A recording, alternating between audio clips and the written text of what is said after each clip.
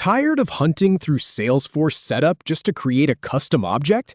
Here is the exact 11-click path to get it done fast. No more getting lost in endless menus. No more guesswork. By the end of this walkthrough, you will go from not knowing where to start to building your own custom object in just a few minutes. Let me show you exactly how. All right, here is the plan. We are going to start from the Quick Settings menu.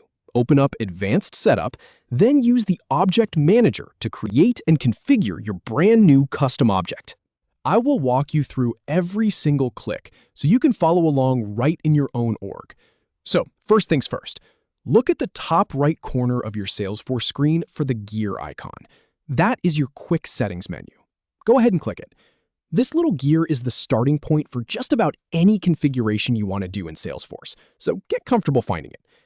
Now, right after you click that gear, you will see a drop-down with a few options. You want the one that says Open Advanced Setup. Click on that. This will pop you over to the full setup area, which is where all the heavy lifting happens.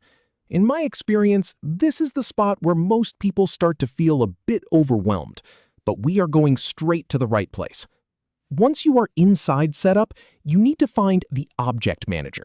It is usually near the top of the left-hand navigation, but if you cannot spot it, just type Object Manager into the Quick Find box. Go ahead and click on it.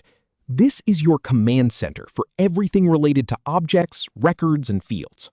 Now that you are in the Object Manager, look for a button on the top right that says Create. Click it. This button is your gateway to adding something completely new to your Salesforce database.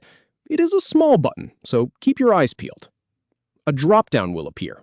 From that list, click on Custom Object. This is the option that tells Salesforce you want to build something from scratch, not just modify something that already exists. And here is the really important part. We are now entering the configuration stage. This is where you define what your object actually is. First up, you need to add a label. This is the singular name that users will see everywhere in the user interface.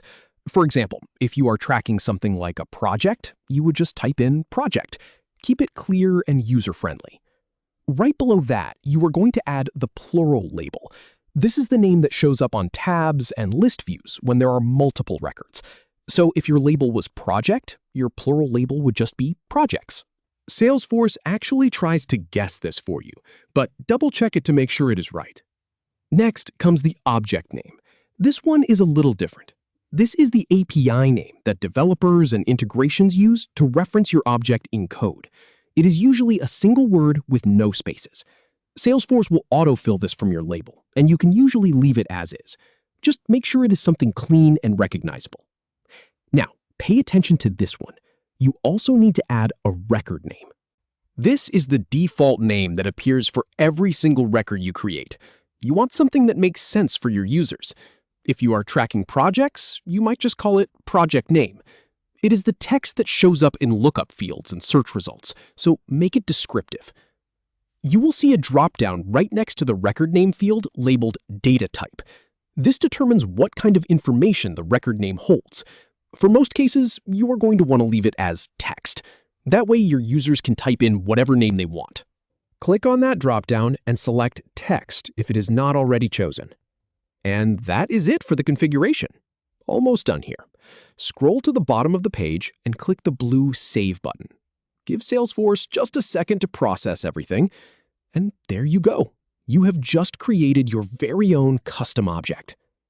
From hunting through menus to confidently building your own custom object in just a few minutes, now you know exactly where to go and what to click every single time. If you found this helpful, make sure to stick around for more Salesforce quick tips.